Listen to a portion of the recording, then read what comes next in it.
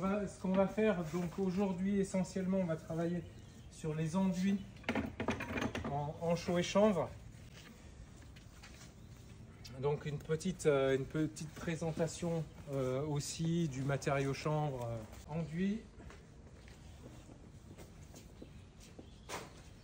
chaux et chanvre. On a un dosage qui va être de l'ordre de 500 kg par mètre cube de chanvre.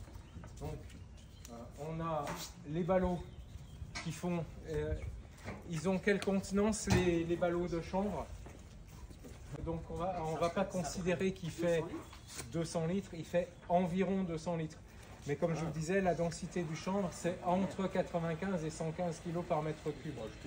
Donc on va rajouter au moins 10% en quantité. On est entre 200 et 170 litres pour un sac de 20 kg. Donc on va avoir besoin, quand on utilise le chanvre, que ce soit dans une machine à projeter, mais aussi en préparation manuelle, on va décomprimer nos ballots. On ne va pas couper le ballot en deux pour dire on met la moitié d'un ballot, on va prendre 10 seaux de chanvre pour avoir 100 litres de chanvre. Et quand on dit 10 seaux, c'est des seaux de 10 litres. Donc toujours les deux mêmes problématiques, hein. On prend des seaux pour avoir un récipient fermé avec une contenance facile à vérifier. Et un seau, il peut faire 12 litres, il peut faire 10, il peut faire 11, et on peut le remplir en faisant la bosse ou on peut le remplir en creux. Donc c'est des seaux équivalents. Souvent, on a des seaux de 12 litres. Donc 8 seaux de 12 litres, ça fait 96 litres, ça fait presque 100. Donc on ne va pas mettre 10 seaux de 12 litres, parce que ça fait 120. Donc on va mettre 8 seaux de 12 litres, par exemple. Donc on a pour 100 litres,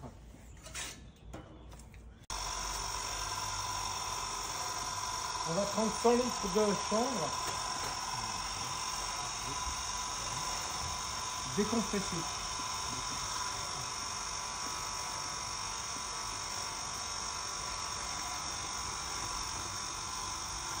Et pour 100 litres de chanvre, on va mettre donc 2 sacs de 25 kg.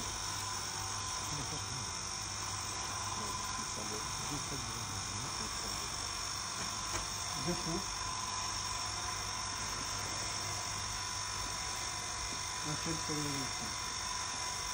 Là, en l'occurrence, c'est pas déco. Donc il faut vraiment prendre ce type de chaux quand on fait Alors, on va prendre une chaux spécialement prévue pour faire des enduits au chanvre. Vous allez voir la particularité de celle-ci, c'est qu'elle fait vraiment, on verra si on a suffisamment de temps, on essaiera juste avec une NHL2 pour voir la différence avec une chaux qui n'est pas validée en couple et qui est une chaux non formulée, non adjuvantée, pour voir vraiment la différence de texture de nos secousses. Pourquoi vous avez retenu spécifiquement cette chaux-là pour faire des enduits de chaux? Alors, quelles sont ses propriétés principales? La particularité de celle-ci, c'est qu'elle a dedans du savon qui va faire des bulles d'air, qui va améliorer son onctuosité et son adhérence sur le mur. Et en même temps, comme il y a des bulles d'air, ça fait en plus un petit peu plus d'isolation avec un produit équivalent. Et c'est une chaux qui est spécialement formulée pour aller avec le chanvre. Donc il y a le fameux rétenteur d'eau aussi, qui va éviter que le chanvre ne prenne toute l'eau du mortier et l'eau va rester au contact de la chaux pour permettre son durcissement optimal. C'est la NHL 3.5 mais avec du savon. Avec du savon et du rétenteur d'eau, du méthylcellulose. Voilà. Et donc, quand on va réaliser des enduits, donc on est sur une maçonnerie existante, une maçonnerie de pierre. Si on a des pierres qui sont, ou un support qui est très lisse, à ce moment-là, on va faire un gobti au préalable, gobti chaud et sable, dosé à 400 kg par mètre cube. Avec le Tradeco? Alors, avec le Tradeco, avec une chaux, une NHL, avec une NHL 3.5, on va faire un gobti sur notre maçonnerie traditionnelle. Et ensuite, l'enduit chaud et chanvre va pouvoir avoir une épaisseur entre 2 et 8 cm d'épaisseur. En une seule passe? Alors justement, pas en une seule passe. La couche complète fait jusqu'à 8 cm d'épaisseur. Mais par contre, on va faire une succession de passes. Non, il ne marche pas. On va faire une succession de passes de 2 cm. Ok. Pourquoi 2 cm? Parce que c'est l'épaisseur qu'on peut charger facilement, qu'on peut dresser assez facilement aussi, et qui ne va pas avoir trop de retrait en séchant. Si on charge 6 ou 8 d'un seul coup, on va avoir beaucoup de retrait, on va avoir de la fissuration, de surcharge ou du faïençage quand on sèche. Alors que là, en mettant 2 cm, on fait toute notre surface, on remet 2 cm, le temps qu'on a fait toute la surface, ça a séché un petit peu, il y a eu du retrait qui s'est exprimé, on a figé la matière et du coup on évite les surcharges, on évite les phénomènes de fissuration et de faïençage. Le délai d'attente entre les... Le délai d'attente, c'est maximum 24 heures, mais c'est généralement le temps de faire la première passe, le temps de faire tout le panneau. On revient au début et on attaque. C'est plus une passe qu'une couche, quoi. Voilà, c'est des passes, mais ça sera monocouche, mais en plusieurs passes contemporaines. Et donc, ce qu'on va faire aussi, c'est que on va pouvoir faire les premières passes de corde enduit, de renformis, de dressage en attente de la dernière passe de finition. Donc on fait, par exemple, nos 3 passes de 2 cm le premier jour, on les enchaîne.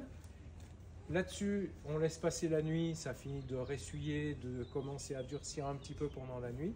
Et le lendemain, on arrive et on fait notre dernière couche de finition.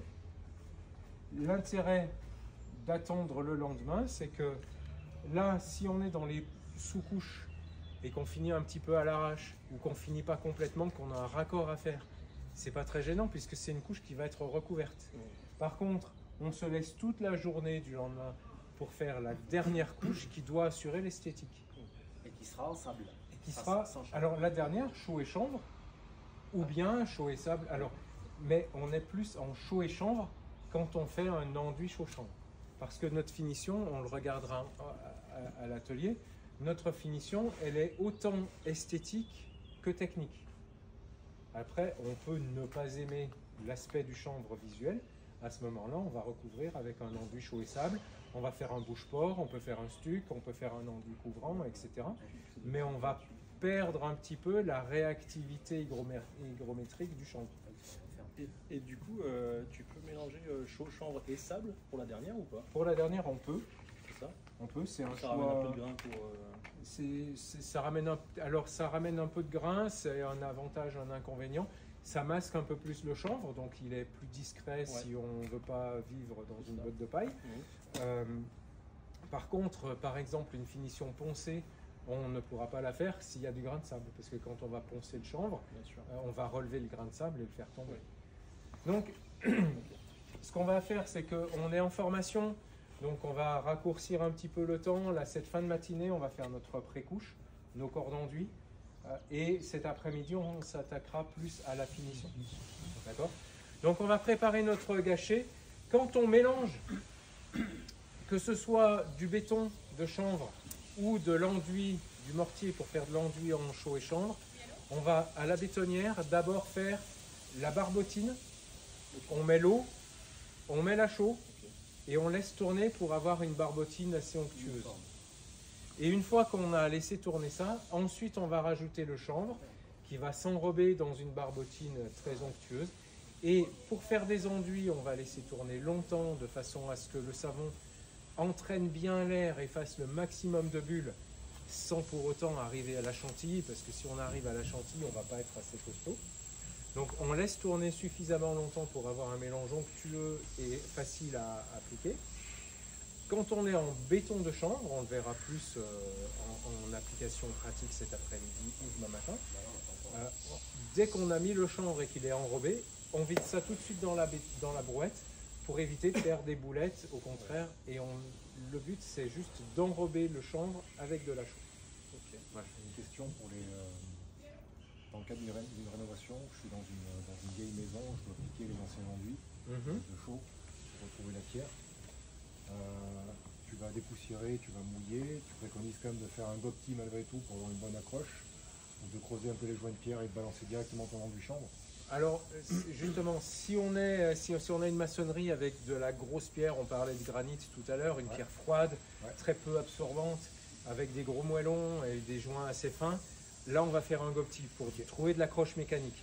Par contre, si on a du petit moellonnage, même en granit, mais avec des pierres, si on a de la pouzzolane, si on a un mariage, un petit peu de tout, avec un peu de briques, etc., et des joints un peu épais, à ce moment-là, on va utiliser les creux des joints pour fixer notre chambre.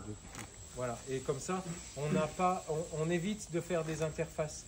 Plus on multiplie les couches, plus on est susceptible d'avoir des changements de capillarité, donc de faire des plans de condensation. Par contre, si on met directement le chanvre sur la maçonnerie de gros œuvre, on n'a pas de plan de condensation. Et si nos joints sont trop effrités, si on a de la pierre, etc., avec des mortiers très friables, à ce moment-là, on fixe avec un gobti. Si on est sur du pisé, on va mettre un gobti. Oui, c'est oui, parce qu'après ça... Voilà. On parlera un peu plus en détail des enduits sur pisé tout à l'heure. Voilà. Et le dosage en eau? Donc le dosage en eau, il est inscrit sur les sacs. Donc on va mettre à peu près 35 litres d'eau, 35 à 40 litres d'eau pour un sac. Donc quand on fait des enduits, oui, on a besoin d'avoir quelque chose de très onctueux et le chanvre prend une partie de la flotte. Donc il faut en mettre pas mal quand même. On va partir sur entre 35 et 40, on va se mettre à 70 litres d'eau pour les 2 sacs de chaux. Et pendant que ça tourne, pendant que notre barbotine va devenir onctueuse, je reviendrai un petit peu sur la théorie. Donc on va démarrer la